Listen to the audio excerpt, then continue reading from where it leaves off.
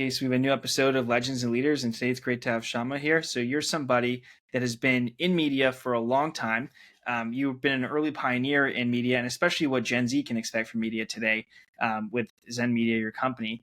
And you've been able to create a lot of different strategies around content, around earned media, around the different forms, including social media today, and share these strategies with people and become a real thought leader in this category. And I know a lot of people have benefited from the types of information that you've put out there and that you've shared throughout the conferences you've spoken at and posts you made and things like that. So I'm excited to have you here and to get into your story.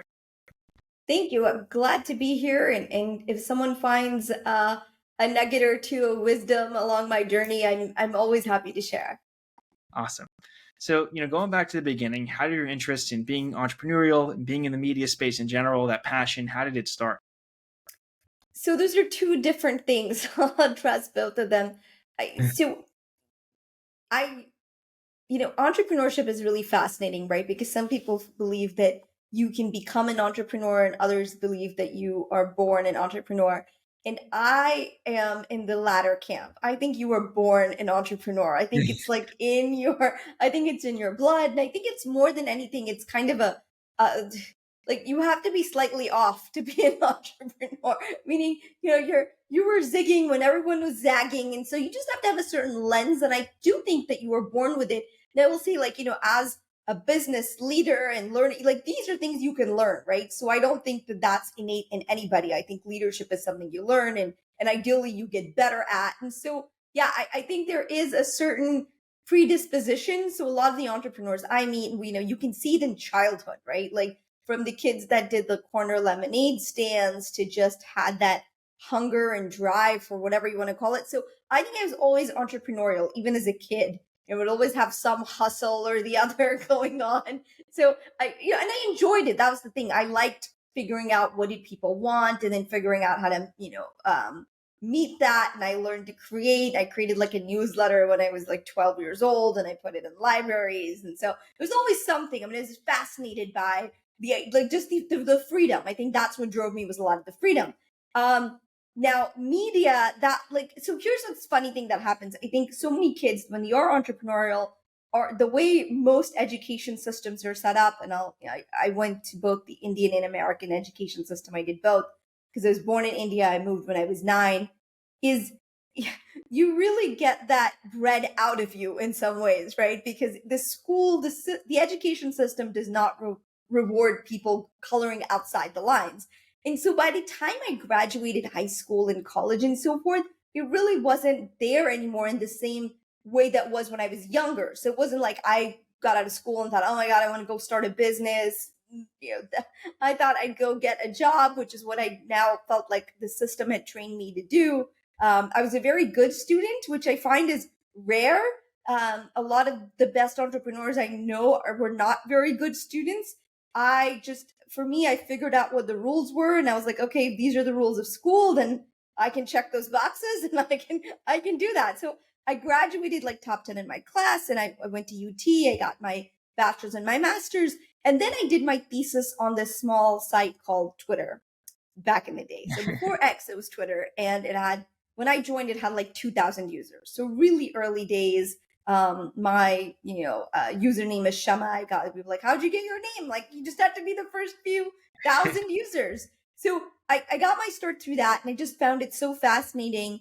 But my original plan was to go get a job right out of school. So I went and decided I was going to apply for jobs, but jobs didn't exist. Like there were no social media jobs.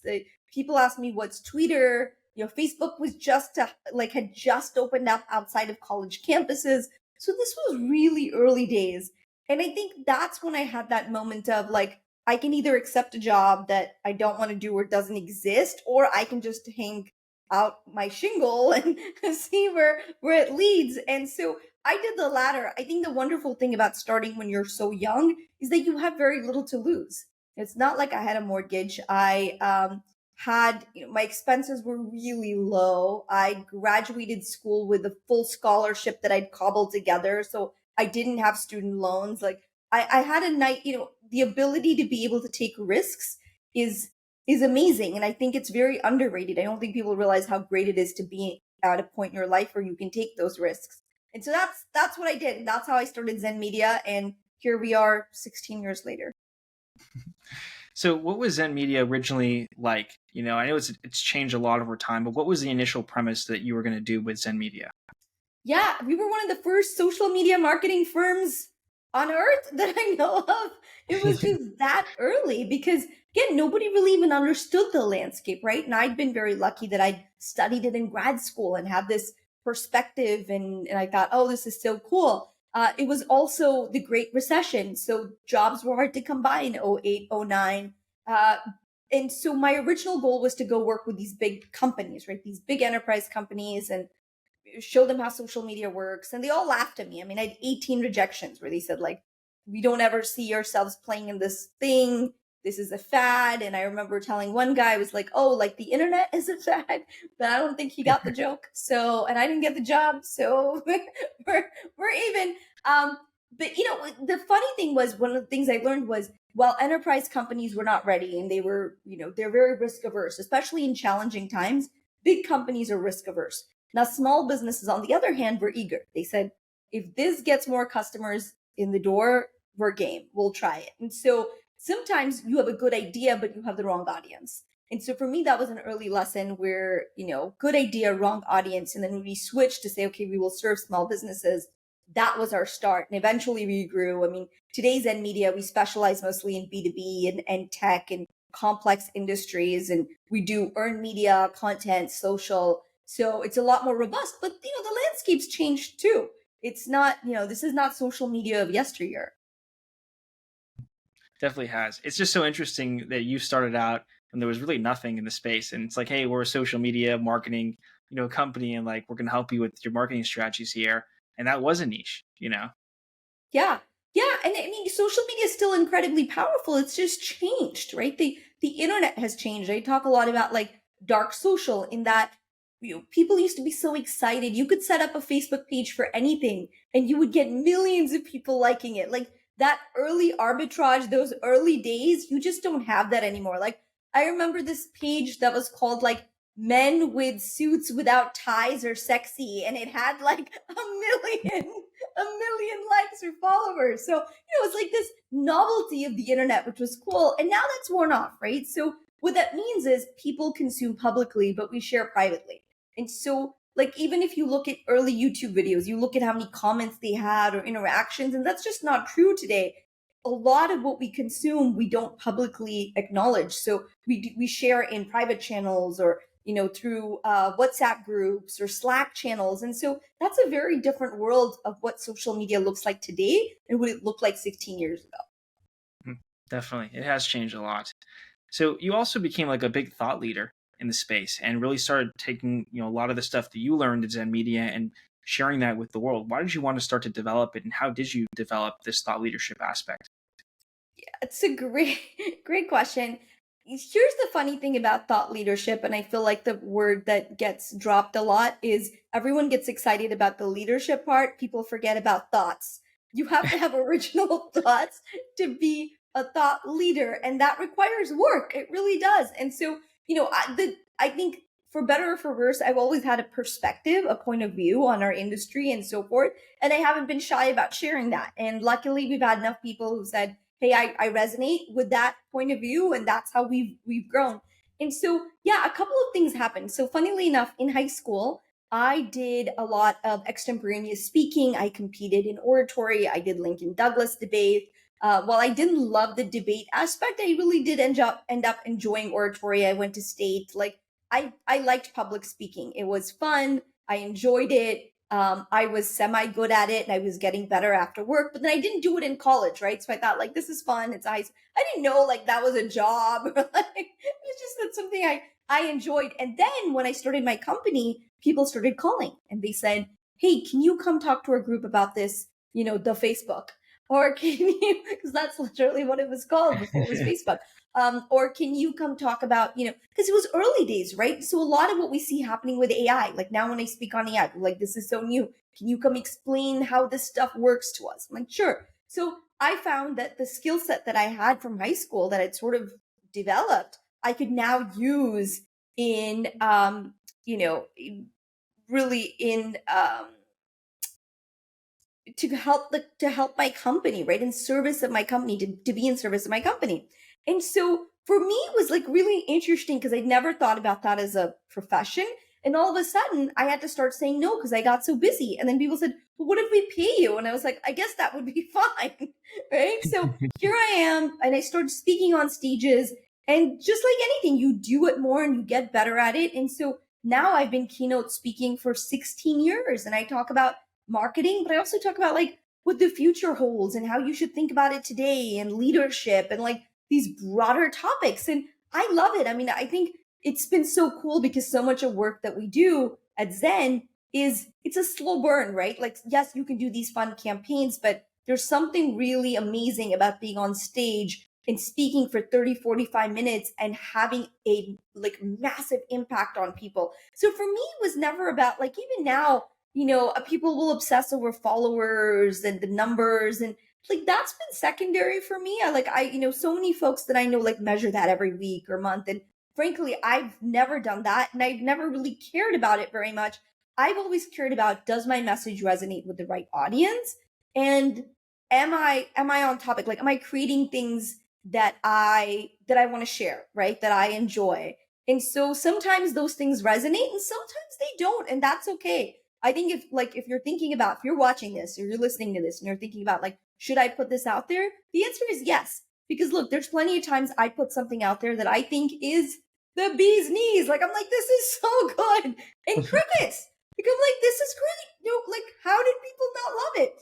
And then there's times where I put something very off cuff, or my team will convince me to do something where I'm like, guys, this is so basic. And they're like, yes, Shama, but your basic is different than other people's basic. So I'll do it. And that's the thing that people will love. So, part of it is you put things out there, you see what resonates. But yes, I mean, I think to be a thought leader is to have thoughts, and that takes effort. That doesn't just magically happen. I mean, I have notebooks and notebooks worth of ideas. I keep them digitally. I keep them around my desk. I have sticky notes everywhere. Like, I have, like, it takes time too, right? I read a ton. I don't just read nonfiction. I read fiction. I write. So I think if you want to be a thought leader, then you have to learn how to read and write, and not in the way school taught you, but in the way that you discover your own voice. And that's sort of the best way to refine your ideas. So sorry, long answer to your question. No, it's a good answer. I think it's important for people to understand how this all developed. Yeah. Well, you also have developed, Shama, like really interesting techniques throughout like the kind of media world. You have this like go-to-market influence model. It's something that's really interesting. How did that one specifically develop? Yes, so that, coming up with the go-to-market influence model was the same thing, looking at what is, again, part of this is sitting down, putting pen to paper, and and AI makes this easier these days because, you can take a bunch of transcripts from calls from customers and ideas and run it through that and say, what are themes that you are finding here, right? So like that's basically what I do is I look for connections and what are these bridges and how can I make this more accessible. But the go to market influence model is very simple. Like, it's this idea that social doesn't play in a silo by itself, but if you can combine earned media, which is PR, traditional but sort of broader, and we can talk about that, with content and amplify on social, that's really where you get the most bang for your buck. And part of that is understanding that, like, how media works, right? So before, even if you ended up, like, let's say you end up on the homepage of New York Times or Good Morning America or whatever, it's awesome because you could get credibility and distribution, because so many people, like, think about how many people used to watch the nightly news. Growing up, my parents did, we did as a family. Just like, people watch TV a lot more and watch specific things. So you got both credibility and distribution. Today, even if you end up on the homepage of the New York Times, it's credibility, but you're not going to get the same distribution that you would even, 10 years ago. And so you have to think about, what is your distribution strategy going to look like? How are you going to get that in front of people who actually care? So it's very different. So those are the types of things that I spend my, nights and days thinking about, in terms of how do you break through the noise? And that's what clients pay us to do for them, right? They're like, help me break through the noise. And so that It's a combination of things. It's thinking about the right message. It's thinking about the right distribution channels. It's thinking about the right credibility. It's thinking about who your audience is. So yes, there is a lot of thinking and strategy involved. And you're doing a lot of focus right on B2B today. Yes, yeah, we do a lot of focus. And the thing is, funny thing is, we have a lot of B2C clients too. But, I honestly feel like B2B is a lot more challenging because you might have smaller TAMs, you have a more discerning buyer. And so B2C almost becomes like fun and easy when you're doing B2B. But I think with B2B, the reason we found such a niche is because it is more challenging and the stakes are different. A lot of times people will say B2C and B2B is the same, and I'm like, no, it's really not. And here's why. Because, the argument is, well, aren't we always selling to people? I'm like, well, yeah, last I checked, we're not selling to dogs or aliens. So yes, like we are selling to other human beings. This is true. But in B2C, a customer is trying to avoid regret. Hey, I bought this iPhone and a new one came out like 6 months later, so I shouldn't have bought it, right? Like that's the emotion you're trying to avoid. Or the shoes don't fit, whatever. In B2B, you are trying to avoid blame.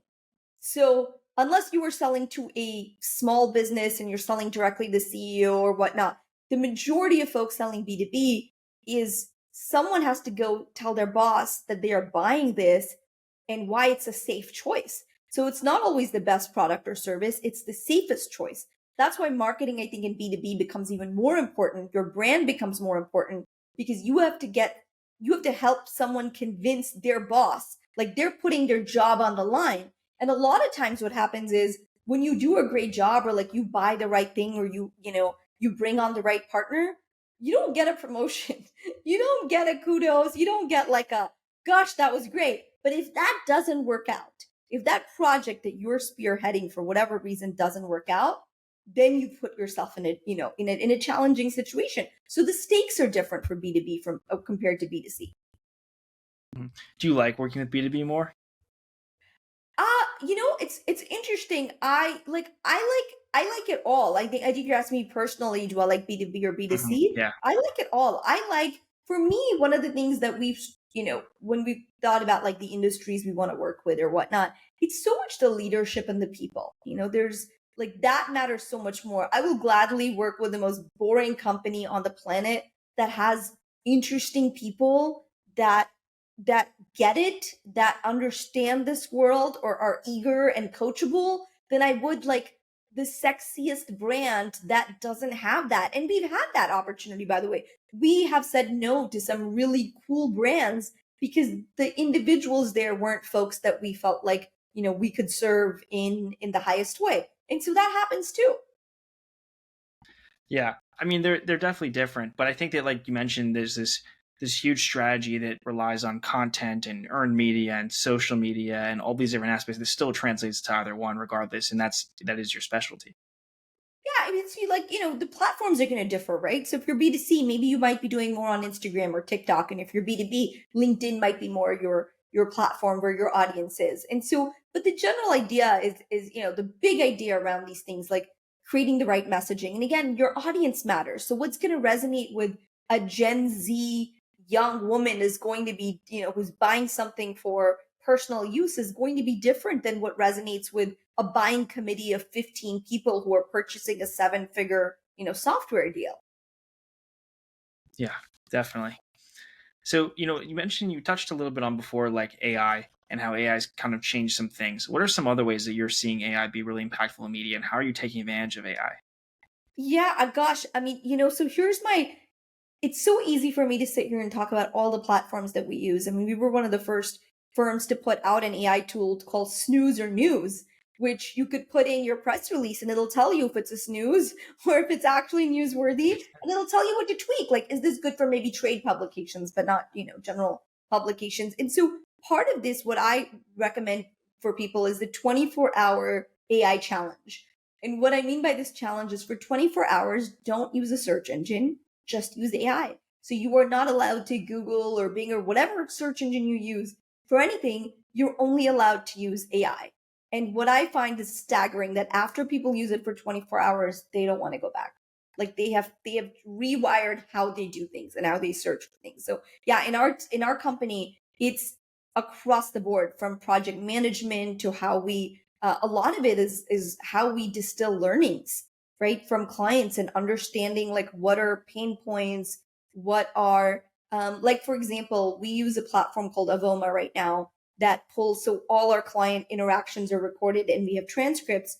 Well, our team can go in and search for the word delay. And if they feel like that word is popping up in projects, then we know there's a challenge and then there's deadlines being delayed. So it's things like that where you can get really smart and find these patterns, and and be proactive about it. So I'm very excited about, I think, AI. I think in another, I'm going to say even 5 years, our agents will communicate like AI agent to agent for so many of our decisions. I don't think that we will even go surf the web, right? Like we do now. I think that'll change dramatically. Yeah, I agree. I think it's going to be changing a lot. But it's cool that you've already, really taken advantage of this space by being a leader and creating a tool that a lot of people can use. And then, I mean, now you're embracing it, because there is like a creativity aspect that I think is not fully there yet with AI. But implementing as much as you can is great. To be forward thinking and willing to do that is important. Some people aren't like that. Yeah, and I think it actually forces you to be more creative, really, because now you are forced to, explain exactly what you want. Or prompt engineering is a big thing, right? In terms of trying different ways to get AI to give you what you want. And so I actually think think about like animation and how awesome, we have some amazing tools right now that, you can really play with, and I love this world because I think that, in fact, if you take away the tech barrier, human creativity knows no bounds, because all you need is an idea and all you need is the ability to express that idea. Where before the barrier was, well, you have to understand these tools and you have to have money to get these things. But as those barriers slowly fall, you are only limited by your own imagination, which is kind of amazing. Yeah, definitely is. And the barrier to entry is falling a lot right now, the fastest it's ever fallen. Exactly. Yeah. So, you've done a bunch of different keynote speeches and talks, and I think over 24 countries was what I saw, a lot of different places. What was your favorite and why? Gosh, so I have enjoyed different places for different reasons. And again, almost always comes down to people, right? Like, I think that's the beautiful thing. And so for me, it's always about the audience that I'm speaking to. I'll say I, I feel like such a lucky individual because I get to travel and I get to meet these people, and it's amazing to be able to share ideas and so forth. And I mean, I've spoken everywhere from, to the indigenous people of Namibia to uh, to to Kuwait, to kids. Like, it's just so, it's really fulfilling. I will say one of the things that stands out. So I have memorable moments. If you do this long enough, you end up with these fun stories.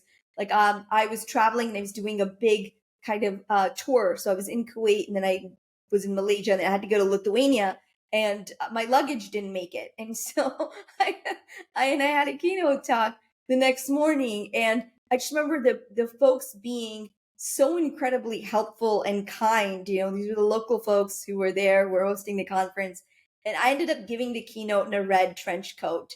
And so it was not the look I was going for, but it was so, but they were just so amazing, and it ended up being one of my best memories, is just being there. And of course the luggage arrived after my talk was done. um but yeah, I mean, these are the types of things, that you run into. But I really just think the people. Last year I spoke in Bali and got to meet some amazing young marketers there from Indonesia, from Malaysia, doing some like really cool work on campaigns that we don't always get to see in the US either, right? Like, they might be more regional or whatnot. And so I like, for me, it's always that. It's always the people. It's always, the warmth and the hospitality. And I just think the more you do it, the more you realize like how similar we are. Like, we all, I think it's so easy because we get focused on our differences, right? Just by virtue of where we live or what we do. But then you go out into the world and you realize that there's a lot more that actually binds us than separates us. And that's a good feeling. Yeah, I agree. And it's good to see that too. That, I mean, there's more that we're alike than we're different, and sometimes we forget that, I think, far too often. Yeah. So you also, Shama, were honored at the White House, as a top 100 young entrepreneur. That was an incredible achievement to have. What did that feel like as well? Thank you. What I remember from that event is almost getting arrested and detained by security because I tried to pet Bo, the the dog. uh, The Obamas had this beautiful dog named Bo, and I remember because I was like, can I? And apparently you're not allowed to pet the first dog. So, anyways, that was my fun experience. I'm a huge dog person. We do a lot of dog rescue work. I have 3 giant schnauzers, and so for me, like that was the highlight of the thing. But I think one of the things you have to be very careful about when you are in business and you are, I would say, more visible, so you have a brand and you have a personal brand and you're out there, is that you don't let any of the accolades go to your head, and you don't let the your weekdays or your challenging days bring you down either. So I think like just having an even keel is very important. If you're going to start a business, if you're going to do anything worth doing, I just think that even keel and being able to like stay grounded no matter what is important, because you're going to have really challenging times and you've got to get up and go do the next thing. And that's not always easy. It's very, I think Taylor Swift says it best, like, doing it with a broken heart. And so like there are days where you have to do that. And I don't think people talk about that enough. And then you have these moments where you're like, wow, this is so cool. And you have to do 2 things simultaneously. One, you have to fully enjoy that moment and know that you were there because you know you you've earned it. And this is the important part, and you have to realize that you wouldn't be there if it wasn't for all those people on your team and your family, all those people who continuously sacrifice for you to be able to do what you do. And I think I always carry that with me wherever I am. Every stage I get on, I have that. I feel both a deep sense of gratitude and a deep sense of responsibility for that opportunity. So it's a balancing act. Definitely. Yeah, I think you're right. You don't want it to go to your head too much, but you do want to recognize the accomplishments. I think it's a great accomplishment to have. Just the last question I have: what do you aspire to do now? What are your short-term goals, your long-term goals? Where do you see Zen Media going? Where do you see yourself going? Let's say the next 5 to 10 years. Gosh, that's a long time. 5, 10 years feels like a long time in this world. Look, my goal is always for us to stay relevant, right? And I think that should be the goal of any brand, any company, is stay relevant.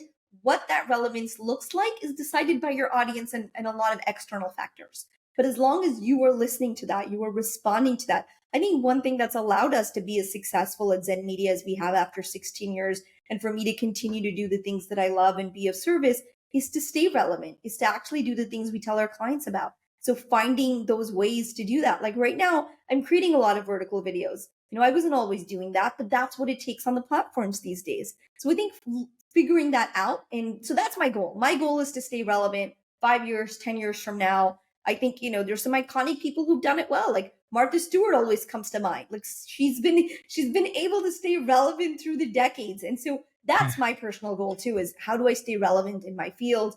And you do that partially by adding value, right? And so for me, that I always think about, like, how am I adding value? How do we as Zen Media show up in a way that's useful for clients in today, right? And tomorrow, not just what worked yesterday, but what's going to work going forward. And so in that way, I'm very much, some people like to say I'm a futurist, but I like to say that I'm a nowist, because for me, it's like not just what's going to happen tomorrow, but what are we doing about it today? And that's a big differentiator. So yeah, that's my answer. Yeah. Well, I appreciate you taking the time and doing this. I think you've already done a lot for the media space. There's a lot of people that have implemented the strategies you've helped develop into the content and other ways that they create, whether it's press and things like that. And I think that that's been a big foundation of what we've seen in the space today. So I'm excited to see what you're going to do next and how you're going to continue to educate and add value. And I look forward to your future success. Thanks for coming on. Thank you. Thanks so much for having me on.